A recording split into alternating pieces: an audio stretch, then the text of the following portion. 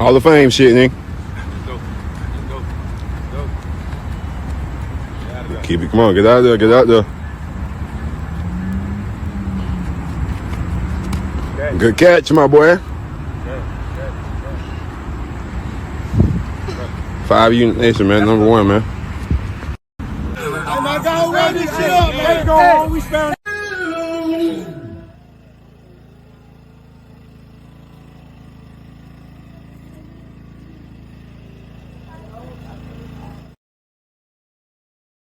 What's up, y'all? Welcome back to another episode of SGDS Same Goes Different Struggle podcast. I am your host, Ajay, and this is episode number 98, y'all. If you never heard of me before, my name is, again, Ajay Brown. I talk politics, sports, music, relationship, mental health, a little bit of everything, y'all. I appreciate all my new subscribers, all the new people that have tuned in to my channel and shit, man. I ain't even gonna take too long of y'all time, man. I'm gonna jump right up in it before I get started. Please, if you are new to the channel and you like what you hear and you like, or you have any feedback, or you want to give your, comments, please leave it in the comments, chat, in my clips. Like, subscribe for the next video. This is episode number 98, y'all. All right, y'all. So we talked about it yesterday, right? But it is official. The Falcons have hired a new coach, right? And before I get into anything else, the football games, politics, or whatever I might talk about today, man, I'm gonna go ahead and start off by saying I am very, very numb to the bullshit of the Falcons and what the fuck they be doing as an organization. I'm not happy about it. I'm not excited about it. I'm just I'm about to watch and see what the fuck about to unfold because I really hate this hire. And as you know, and I'm gonna say this, right? I don't know how we would feel as Falcons fans because everybody have mixed emotions right now. Some people, they ride or die. They don't give a fuck who they hire. I'm not a bandwagon person to jump on every goddamn ride. You feel me? Because y'all like you just a team player. If I don't like you, I don't like you. I don't give a fuck what team we on. You feel me? Like it is what it is. You ain't gotta like. You don't like everybody at work just because y'all work for the same company. You're not gonna like everybody. So that's just how I feel when it comes to certain. I'm not finna fake it. If I don't like you, I don't like you. Mind you, you have some people say, "Well, damn, AJ, you don't like nobody." Well, when you the black sheep of a lot of things, bro, and you just been through a lot, you just know like once a person show you who they are, believe them. And Kevin Stefanski, just trying to pronounce this motherfucking name right, has showed me a lot of things that I'm very, very skeptical about, yo. To me, in my honest opinion, right, if we was gonna hire him, we might as well kept Raheem Morris and just fired probably, Terry as the GM. I thought we was gonna hire a GM before we hire a head coach. So now we in a position where the GM don't even have a say so in who the fuck his coach is. You get what I'm saying? The GM gonna have to ride along with this motherfucker, whatever it is. So I don't know who they're gonna hire as the GM. His talk says it was gonna be Josh Williams, the 49ers head GM. So it might be already in play. They might already have this discussion. They already been talking this, and that. Uh, a lot of people thought we was gonna hire Seattle Seahawks offensive coordinator who did a great job yesterday in his game, but everybody had their opinions on him, saying he's too young, this, and that. And I get it. Everybody's not meant to be a head coach, y'all. You know what I mean? Some people are just good at whatever position they're coaching. So some, like Raheem Morris, might just be good at being a defensive coordinator. He's not good at being control of the whole team and leading a team of men. Mind you, I do believe that if he would have fired Zach Robinson, things would have been a little different. You feel me? Because it ain't like Raheem Morris in the last 2 years has had a better record than Kevin Stefanski. So I hope I said his motherfucking name right. I really don't even give a fuck no more. But he's had a better record. Mind you, everybody's running with this coach of the year situation. He got coach of the year twice. Well, shit, let me say this. How many times have Lamar Jackson got MVP? I don't still see no Super Bowl rings. Like we run with this narrative of this, and that and stuff, and everybody was like, what this got to do with this, and that. Look, man, awards and all that shit is cool. That was a different time. I don't even I think that was 03. I mean 2023. He got the coach of the year, and I think the COVID year or some shit like that, right? Let's take it back to this, right? I'm pull this shit. Let's pull up his information real quick, cause I want people to really get a deeper vibe. Like I'm just not just talking, just be talking. Um, the Atlanta Falcons have hired Kevin Stefanski as their next coach. The team announced on Saturday the addition of Stefanski is the first major move made by the Falcons since hiring franchise legend, no, fucking bitch ass Matt Ryan as the president of football earlier this month. I don't like Matt Ryan. I'm never gonna like Matt Ryan. This just made me not like him even more. Some of y'all want to goddamn switch sides and goddamn say certain shit. I never liked Matt Ryan, and I don't care how nobody feels about that. Stefanski, who replaces Raheem Morgan, was fired January 5th by the Cleveland Browns after 6 seasons. And see, I can honestly go to a race situation with this shit because I looking at Antonio Pierce, who fucking ain't had a job, and he only got one fucking shot, bro. But I'm just keep it. I'm not even gonna go there right now. I'm just gonna keep going. He posted a 45 and 56 record and 2 postseason appearances. During that span, he won the AP Coach of the Year award twice in Cleveland. So let me get this right. Let me say this right. Cleveland is a terrible organization, right? So to me, looking at if a motherfucker's doing good in Cleveland, I give him the goddamn AP Coach of the Year too. You feel what I'm saying? They're not a good organization. They don't go to the playoff. They are one of the trash organizations for I don't know how long, bro. Does this really make him a good coach? Guess we're gonna see. But was let go after going 8-26 combined over the last 2 seasons. 8-26, y'all. Let's underline this shit. 8-26. I want to make sure this shit is showing. All right, so yeah, it's showing. Combined over the last 2 seasons. Despite the struggle, he immediately became a hot commodity on the coaching market. We're thrilled to land, no, we're not, to land a lead by example leader in Kevin Stefanski, who brings a clear vision for his staff. Our team and a closely aligned focus on building this team on fundamentals, toughness, and activity collaboration with every area of the football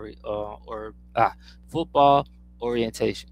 Ryan said in a statement, Coach Stefanski is a team-first leader who puts a premium on accountability for everyone and a player-driven culture. His experience in Cleveland and Minnesota has given him a great understanding. Now look, he used to coach Kirk Cousins in Minnesota. I was asking my homies, do they think Kirk Cousins will come back? I still don't think he's gonna come back. I still think he's gonna be released, and that's another thing that I'm looking at. Right? Look at the situation, and I'm not even just gonna talk about fuck Shador right quick. We ain't even gonna talk about Shador. Look what he did with. He had 4 quarterbacks, but we're not gonna include Shador, so we're just gonna have 3. He had Joe Flacco, Kenny Pickens, and Dylan Gabriel. What the fuck did he do with those 3 this year? We had probably more problems with our situation, had the worst losses and other shit going on this year, and we still finished 8-9. Mind you, this season in that division that he in, Pittsburgh wasn't that great. Baltimore wasn't that great. Cincinnati wasn't that fucking great. So you telling me with that defense that Cleveland had that he couldn't have won more games? Mind you, now we can get to Shador. When he finally put in Shador, look what the fuck he did with Shador and how he sabotaged a lot of games with that shit. How he took Shador out of the 2-point conversion that ended up losing that game. Or how he gave Shador the wrong fucking, allowed the team to get Shador the wrong goddamn wristband and got him goddamn calling the wrong fucking plays and shit. Like, do you really think this is a good like this is what we really need in Atlanta right now after all the bullshit we've been through? And see, it started with Arthur Blank stupid ass who needs to sell the fucking team. And I've been saying this, and me and my homies don't always see eye to eye on this shit. We ain't see eye to eye last night, but guess who was winning most of the games last night? Should have goddamn betted y'all motherfucking ass too. but I'm not a gambling man no more, so I ain't gonna say nothing to it. But I would have won some money off that Bills and Denver game. What up, man? His experience in Cleveland and Minnesota has given him a great understanding of the importance of working in sync with scouting personnel and the rest of the football staff to maximize talent across the roster and doing everything possible to put our players in the best position to succeed. Kevin's style of leadership combined with the staff and execution in place here in Atlanta gives us confidence in our shared vision for the team, and we are excited to have him as the leader of our football team. I knew this Matt Ryan fucking hire was gonna be a mistake. Um, and to everybody that's saying give him a chance, fuck you and how you feel. I'm standing on that. The Falcons will hope Stefanski can help their offense improve from 2025 when they finished 24th in the NFL in scoring. The Browns offense struggled in Stefanski last two seasons. So let me ask y'all this: if they struggle, right, and mind you, they don't have the talent we have. I'll get them that. Ain't no Bijan Robinson and stuff like that. They didn't have Nick Chubb, but I believe he did. When he did have Nick Chubb was really hurt. But let's not get it straight. Nick Chubb was a fucking stud, and I'm not even a Georgia football. Like he's a Georgia Bulldog, so you know how I feel about the Georgia Bulldogs. But Nick Chubb was a motherfucking stud. Um, he had Baker Mayfield, but look what Baker Mayfield now is doing in what he did when he left Cleveland.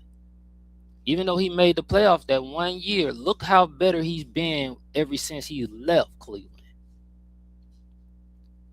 However, the quarterback situation in Cleveland has been dire since Baker Mayfield departure, as the Deshaun Watson signing turned into a disaster for the Browns, and many around the league point to the quarterback rotation not coaching as the reason the Browns struggles.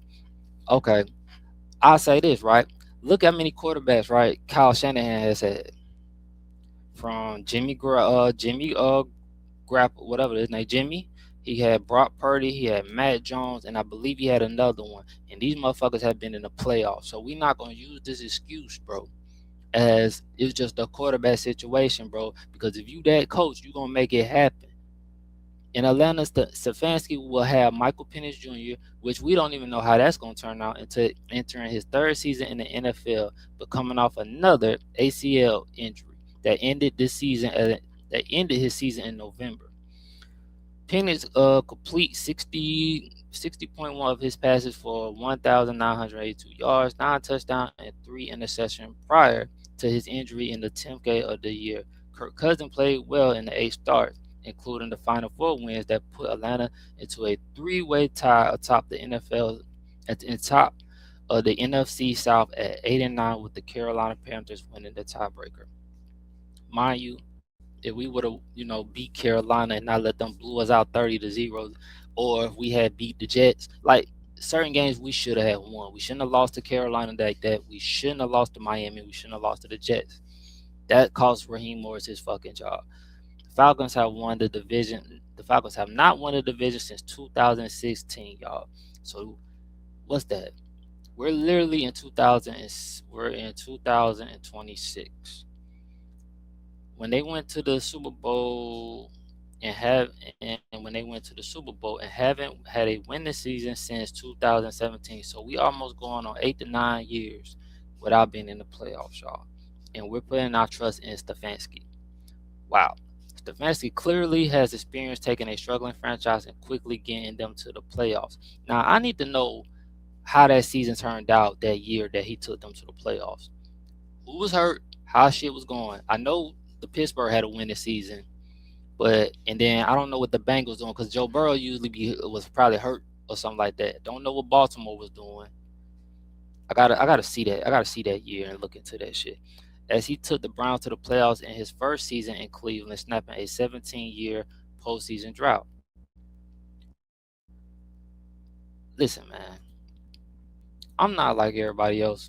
That's what makes me me. I see things a little differently, and I could give a fuck how anybody else feel about that, right?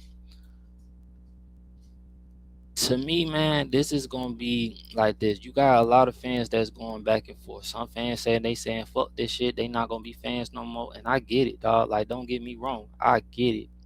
I want So I think he has ties with Matt Ryan. I want to see what his ties is to Matt Ryan real quick. Let me pull this shit up.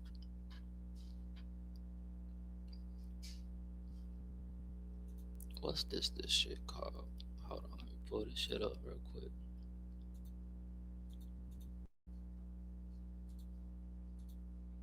Michael Penix delivered a blunt two-word message after the Falcons hired Kevin Stefanski. I'm gonna tell bro he need to get himself back healthy and see this is the thing I can't trust about the Falcons because we gotta really remember right. Arthur Blank told us Rich McKay had no parts in the football decisions one year and he still was making decisions. You had Zach Robinson, who told us that the reason he had Michael Penix always in the goddamn pistol is because it helps B. John Robinson see the fields and cuts better. This team is known for fucking lying, and Kevin Stefanski probably fits right into this motherfucker because all he did last year was lie. So bro, I'm not that nigga, dog. I don't like liars, bro. Like, and I understand you can't say all everything to the media, this, and that. You just, everything got to stay behind closed doors. I understand how certain shit works. Don't get me wrong. I don't trust liars. I don't know what else to tell nobody. Like, I don't trust liars. Since Matt Ryan has been hired, fuck all that, has been hired as the Atlanta Falcons' first ever president of football. See, and that's the thing, and I'm gonna speak on this because people getting mad at Cam saying this, and that. Bro, he's the first ever president of football.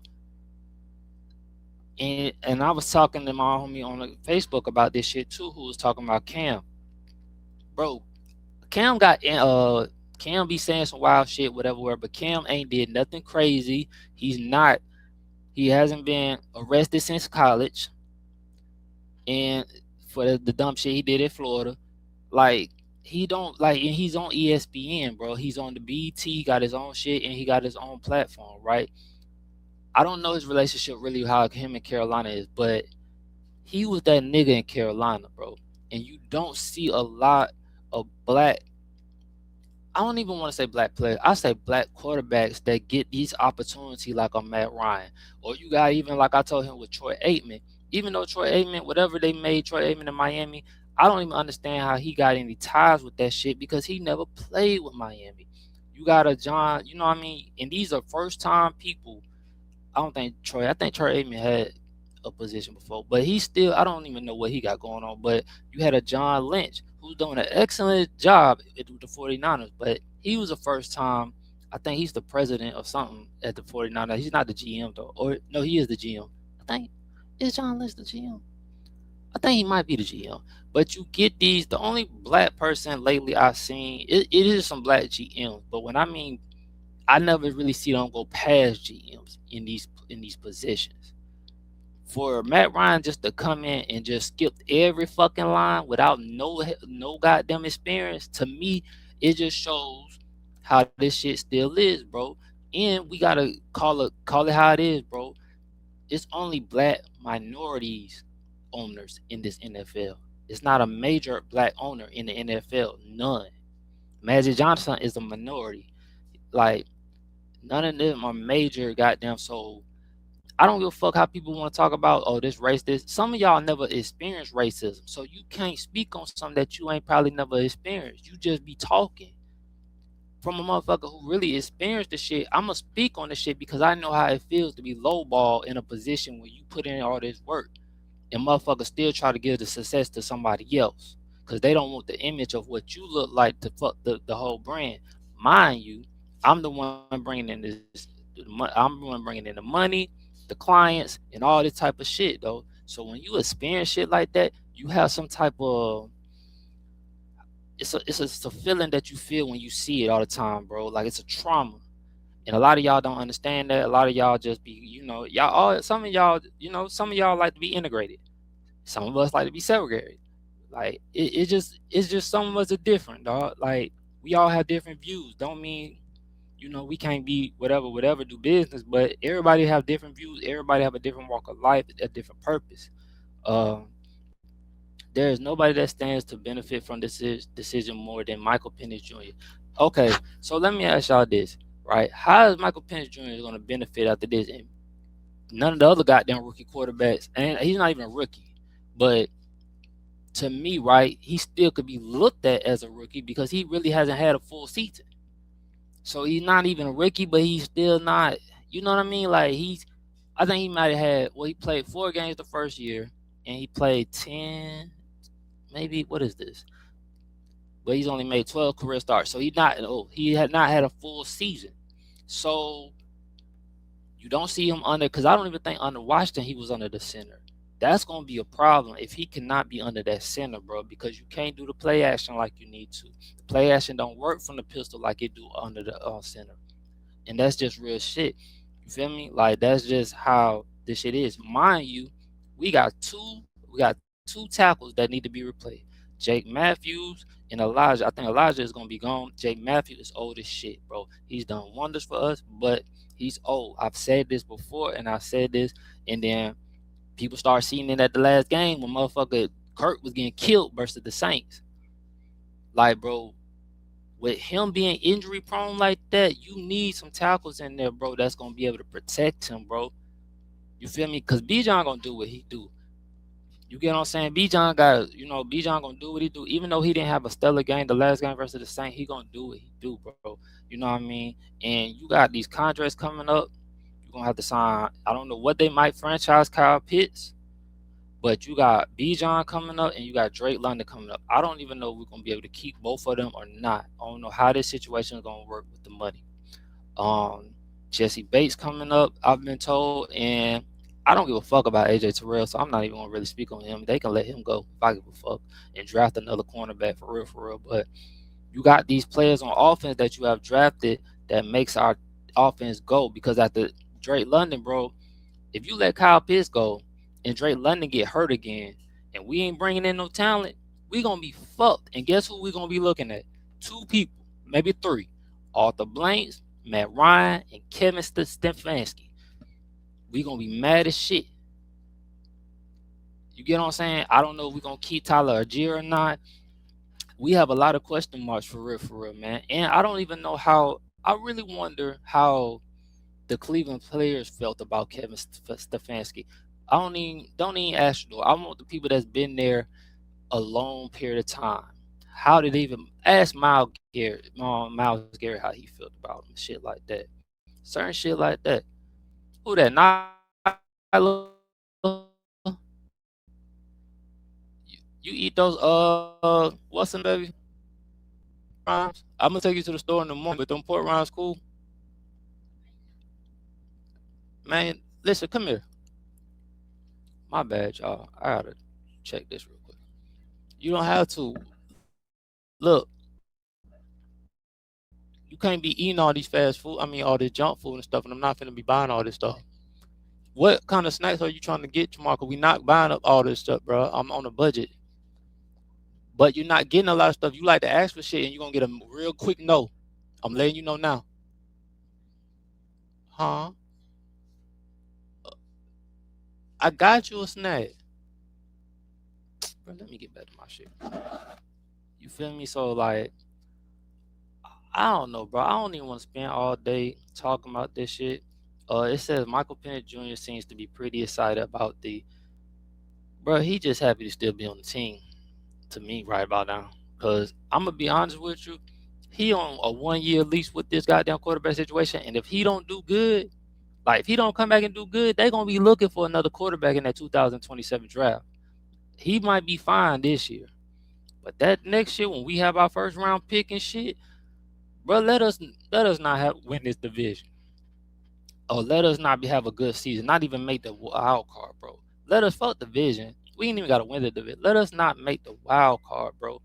This shit gonna turn ugly, bro, because it's a lot of fans who already didn't want this hire, and everybody's saying giving them a chance. If anybody know me, and you really know me, however I feel and however I stand is how I stand with certain shit, dog. If I don't like you, I don't just like you. Everybody be like, "What's your reason?" Look, bro, I sometimes, bro, once you show, like, I'm like this. Once a person show me who they are, believe him. And he showed me who he is last year. That's all I need to fucking see for real, in my eyes. But like I said, bro, I spent about a good 25 minutes on this bullshit. I could spend probably a whole 2 hours on this fuck shit just cussing this shit out because I really ain't exploding how I want to explode for real. And I'm gonna play this video by Cam, man, real quick before I get into this NFL playoff games real quick because I want to get this out the way. But like I said, I already spoke on it a little bit, but I'm gonna go ahead and play it. Let me, speak from the heart here for a minute. I think it's always hard when you retire as a player and it's over. There's a finality to it and you have to move on. And there's this empty void in your life, of filling that space of teammates, the locker room. And that's difficult. Yeah. I think that's difficult to deal with. And, when I left, I was so lucky to be given the opportunity by David Burson and by CBS to become a part of this team. And my first year was, with the crew on the road, and we were calling games. And when you're out on the road calling games, you become a team and a group and sort of a traveling circus. And I'm thankful to that crew. And then the last 2 years, you guys have become my team. And it's helped me a lot because it's not easy. And I think former players, we can all, coaches and people in that space, we can all relate to that. But you guys have made it better for me and realize that, there's life after and you keep going. And now, again, to be able to get back into that environment in the organization, that I spent so much time with, it was one of one. And I'm excited about that. But I love you guys. Love you too. I appreciate it. I love everybody who's back here, everybody who's a part of it behind that no one can see. This is the best group that you could be a part of. I think we do it better than anybody else on air. That's a and fact. I am so appreciative of my friends. Talk about your three boys so much was Stop it right there, Peggy. Stop it right there. Because I'm happy for Matt Ryan. I really am. Yep. But I won't be me if I don't keep it at a buck. Well, keep it G then. I'm all for former players stepping into executive leadership with different franchises and organizations. Make no mistake about that. Mm-hmm. But let me be abundantly clear. There's a vast difference in who's getting these jobs. Give you an example. Well, he mentioned a CBS executive that will remain nameless. Yep. And it's a lot of respect and admiration of CBS, no different than Disney and ESPN. And for what they've given me, ESPN that is a platform that showcases the difference in opinion. And they've given me a voice. And I'm forever grateful for that. Yeah. But when you're talking about what my point is as far as giving or being an advocate to minority former players having a seat at the table as well too in the executive leadership position. Yeah. That's football operations, that's general managers, that's anything. President, whatever. It don't listen, dog. Hey, we experts too. And this is no shot at Matt Ryan. Mm-hmm. This is no shot at John Lynch. This is no shot at Dan Morgan. The list goes on. This is no shot at Mark Murphy, former president and CEO of the Green Bay Packers, Tony Basile, executive president of football operations for the Jacksonville Jaguars, Rand Cawthorn, general manager for the Tennessee Titans. I'm not going to sit up here and denounce what Dan Morgan has brought to the Carolina Panthers. Yeah. But they all are Caucasians. When are we, as minority individuals, going to have a seat or an opportunity? Yeah. Because you're the majority of the NFL. Playing. Like when? And Listen, y'all, he ain't said nothing wrong. I don't give a fuck how y'all feel. If you from a lot of y'all, like I said, don't experience the shit, so you probably ain't never, you're not gonna understand it. So me talking to you about something, just exit yourself out this conversation because you might not understand it. But he's not wrong, bro. Look at how the black coaches are being done, right? Raheem Morris had 2 years. 2 years with Tampa. I think he had maybe 2 years with Tampa and 2 years with the Falcons. And he was gone. Do you understand what I'm saying? Gerard Mayo for New England, gone. 1 year. Antonio Pierce, gone. 1 year. But you still argue you Brian, you had Mike Thomas, he had a good career. You still got D'Amico Robinson. So you do have some. You had a Lovie Smith and you had a Tony Dungy. Like I